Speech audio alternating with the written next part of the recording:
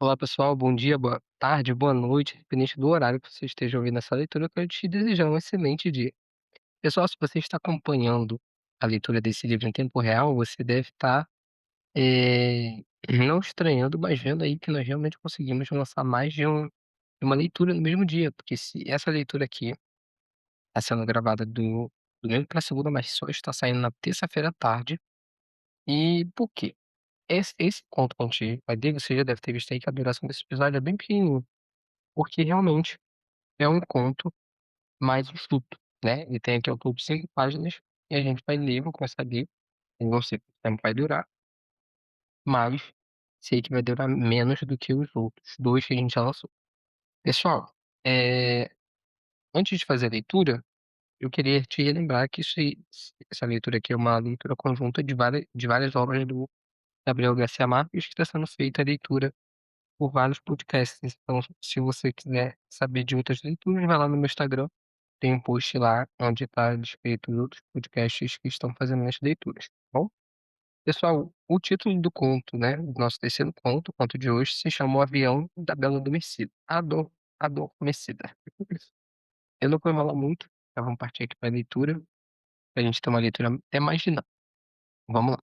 Era bela, elástica, com uma pele suave da cor do pão e olhos de amêndoas verdes, e tinha um cabelo liso e negro e longo até as costas, e uma aura de antiguidade que tanto podia ser da Indonésia como dos Andes. Estava vestida com um gosto sutil, jaqueta de linho sem blusa de seda natural com flores muito tênues, calça de linho cru e uns sapatos rasos da cor de buganvílias. Esta é a mulher mais bela que eu já vi na vida, pensei, quando a vi passar com seus sigilosos passos de leoa, enquanto eu fazia fila para abordar o avião para Nova York, no aeroporto Charles de Gaulle de Paris. Foi uma aparição sobrenatural que existiu um só instante e desapareceu da multidão do salão. Eram 9 da manhã. Estava nevando desde a noite anterior, e o trânsito era mais denso que o de costume nas ruas da cidade, e mais lento ainda na estrada. E havia caminhões de carga alinhados nas margens, e automóveis fumegantes na neve. No saguão do aeroporto, porém, a vida continuava em primavera. Eu estava na fila atrás de uma anciã holandesa que demorou quase 1 hora discutindo o preço de suas 11 malas. Nossa, 11 malas. Começava a me aborrecer quando vi a aparição instantânea que me deixou sem inspiração, e por isso não soube como terminou a polêmica. Até que a funcionária me baixou das nuvens, chamando minha atenção pela distração. À guisa de desculpa, perguntei se ela acreditava nos amores à primeira vista. Claro que sim, respondeu.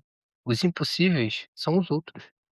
Continuou com os olhos fixos na tela do computador e me perguntou que assento eu preferia, fumante ou não fumante. Dá na mesma, disse categórico, desde que não seja ao lado das 11 malas. Ela agradeceu com um sorriso comercial sem afastar a vista da tela fosforescente. Olha o número, me disse. 347. Seu sorriso teve um fulgor triunfal. Nos 15 anos em que estou aqui, disse, é o primeiro que não escolhe 7. Marcou no cartão de embarque o número do assento. E me entregou com o resto dos meus papéis, olhando-me pela primeira vez com os olhos cor de uva que me serviram de consolo enquanto via a Bela de novo. Só então me avisou que o aeroporto acabava de ser fechado e todos os voos estavam adiados. Até quando? Só Deus sabe, disse-me com um sorriso. O rádio avisou essa manhã que será a maior nevada do ano. Enganou-se. Foi a maior do século. Mas na sala de espera da primeira classe, a primavera era tão real que havia rosas vivas nos vasos e até a música enlatada parecia tão sublime e sedante como queriam seus criadores. De repente, pensei que aquele era um refúgio adequado para Bela. E procurei-a nos outros salões, estremecido pela minha própria audácia. Mas a maioria eram homens da vida real que liam jornais em inglês, enquanto suas mulheres pensavam em outros, contemplando os aviões mortos na neve através das janelas panorâmicas, contemplando as fábricas glaciais, as vastas plantações de Rose devastadas pelos leões. Depois do meio-dia, não havia um espaço disponível e o calor tinha se tornado tão suportável que escapei para respirar. Lá fora, encontrei um espetáculo assustador. Gente de todo tipo havia transbordado as salas de espera e estava acampado nos corredores sufocantes. E até nas escadas, estendidas pelo chão com seus animais e suas crianças, e seus trastes de viagem. Pois então, pois também a comunicação com a cidade estava interrompida, e o palácio de plástico transparente parecia uma imensa cápsula espacial encalhada na tormenta. Não pude evitar a ideia de que também a Bela deveria estar em algum lugar no meio daquelas hortas mansas, e essa fantasia me deu novos ânimos para esperar. Na hora do almoço, havíamos assumido nossa consciência de náufragos. As filas tornaram-se intermináveis diante dos 7 restaurantes, as cafeterias e bares abarrotados. Em menos de 3 horas tiveram de fechar tudo porque não havia nada para comer ou beber. As crianças, que por um momento pareciam ser todas as do mundo, puseram-se a chorar ao mesmo tempo, e começou a se erguer da multidão um cheiro de rebanho. Era o tempo dos instintos. A única coisa que consegui comer no meio daquela rapina foram os 2 últimos copinhos de sorvete de creme numa lanchonete infantil. Tornei-os pouco a pouco no balcão, enquanto os garçons punham as cadeiras sobre as mesas na medida em que elas se desocupavam. Olhando-me no espelho, no fundo, com o último copinho de papelão e a última colherzinha de papelão, e com o pensamento na Bela. O voo para Nova York, previsto para as 11 da manhã, saiu às 8 da noite. Quando finalmente consegui embarcar, passageiros da primeira classe já estavam em seus lugares. E a aeromoça me conduziu ao meu. Perdi a respiração.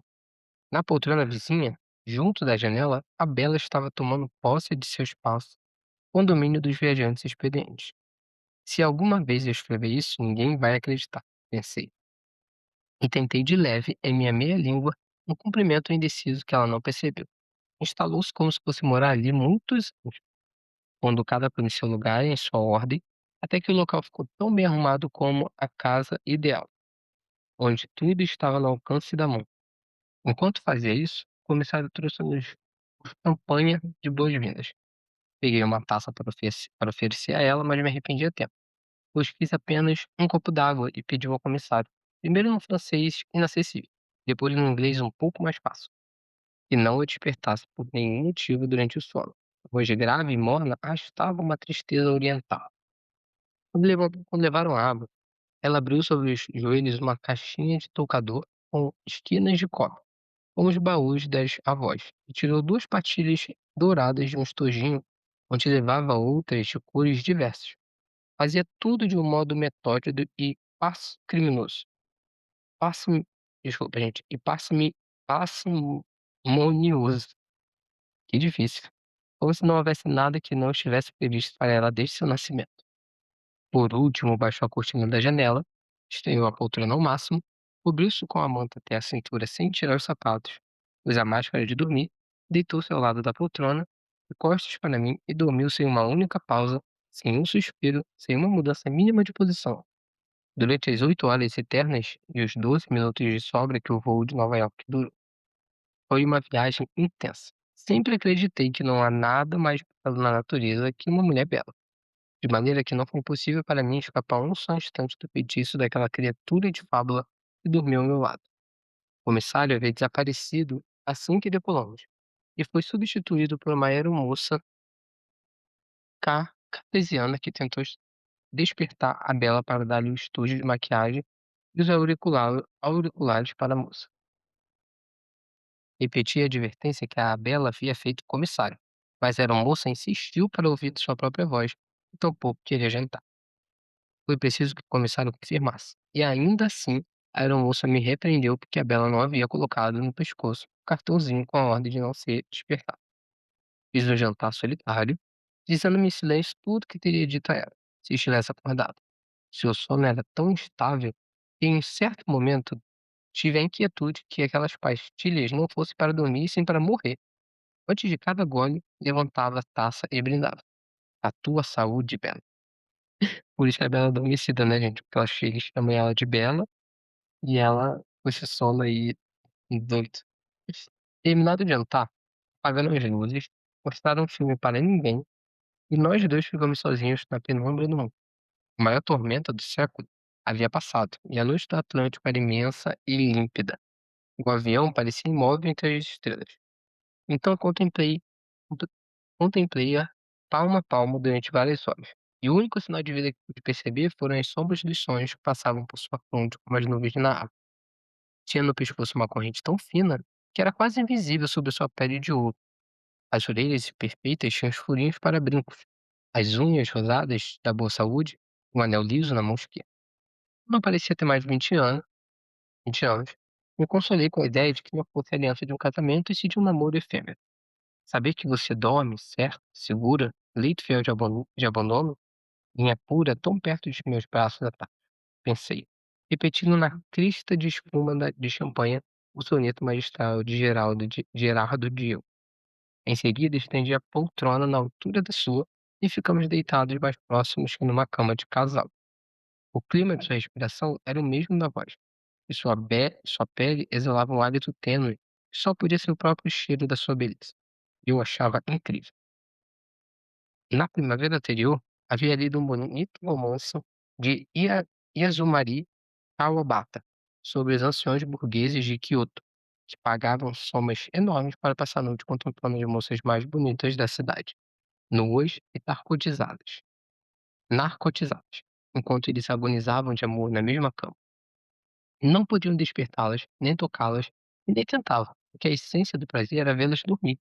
Naquela noite, velando o sono da bela, não apenas entendi aquele refinamento senil, como vivi na plenitude.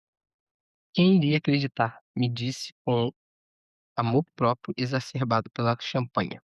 Eu, ancião japonês, a essas alturas. Acho que dormi várias horas, vencido pela champanhe e os clarões mudos do peito. Despertei com a cabeça aos cacos. Fui ao banheiro. 2 lugares atrás do meu, jazia a anciã das 11 manetas esparramadas, mal acomodada na poltrona. Pareceu um morto esquecido no campo de batalha. No chão, no meio do corredor, estavam seus óculos de leitura com colar de pontas coloridas, e por um instante desfrutei da felicidade mesquinha de não os recolher. Depois de desafogar-me dos excessos de champanhe, me surpreendi no espelho, indigno e feio, e me assombrei por serem tão terríveis os estragos do amor. De repente, o avião foi a pique, ajeitou-se como pôde e prosseguiu voando a galope. A ordem de voltar ao assento acendeu. Saí disparado com a ilusão de que somente as turbulências de Deus despertariam a Bela, e que teria de se refugiar em meus braços, fugindo do terror. Na pressa, estive a ponto de pisar nos óculos da holandesa, e teria me alertado. Mas voltei sobre meus passos e os recolhi, os coloquei em seu regaço, agradecido de repente por ela não ter escolhido antes de mim o assento número 4.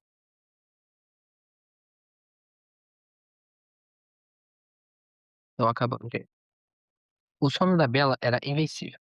Quando o avião se estabilizou, tive que resistir à tentação de sacudi-la com um pretexto qualquer, que a única coisa que desejava naquela última hora de voo era vê-la acordada, mesmo que estivesse enfurecida, para que eu pudesse recobrar minha liberdade e talvez minha juventude. Mas não fui capaz. Que merda! Pensei a mim mesmo, com um grande desprezo, porque eu não nasci touro. Despertou sem ajuda no instante em que os anúncios de aterrissagem se acenderam. Estava tão bela e louçã como se estivesse dormindo no roseirão. Só então percebi que os vizinhos de assento nos aviões, como os casais velhos, não se dizem bom dia ao despertar. Ela também não. Tirou a máscara, abriu os olhos radiantes e endireitou-se à poltrona, pôs a manta de lado. Sacudiu as melênias, se penteava sozinhas por seu próprio peso.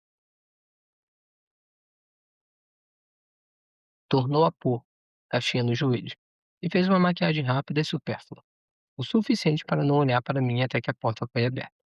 Então pôs a jaqueta de lince, passou quase que por cima de mim com uma desculpa convencional em puro castelhano das Américas e foi sem nem ao menos se despedir, sem ao menos me agradecer o muito que fiz por nossa noite feliz, e desapareceu até o sol de hoje na Amazônia de Nova York. Conto de junho de 1988. Finalizamos, pessoal. E falei pra vocês, esse ele é bem mais rápido, não tem nem 15 minutos de leitura. Mas lemos até a página 89, né, ponto 3. Próxima leitura teremos o quarto conto de todos, tá, pessoal? Já vou encerrando por aqui, mas não ficar muito coisa, comenta aí o que vocês acharam. Ainda prefiro o primeiro. O primeiro ainda não foi superado pra mim, mas esse também foi bom. Gostei mais do que o segundo. Então, por enquanto, tá. Um, 3 e 4 e 2. Tá bom, pessoal? Vou programar aqui essa leitura pra sair terça-feira. Não sei se eu vou colocar pra tarde ou não, tá, gente, tô pensando aqui, eu acho que eu vou colocar pra sair juntinho com o segundo conto, porque vocês podem ler juntos e vai ter mais ou menos o tempo que teria um episódio ali de 1 hora. No caso não vai ter 1 hora, né, mas vai ter, quase isso. Bom pessoal, um abraço, comentem, me sigam lá no Instagram, deixem suas sugestões de leitura, não esqueçam. Se puderem também avaliar o podcast, né, eu sempre esqueço de pedir isso, mas ajudaria bastante, tá bom? Um abraço e até a próxima.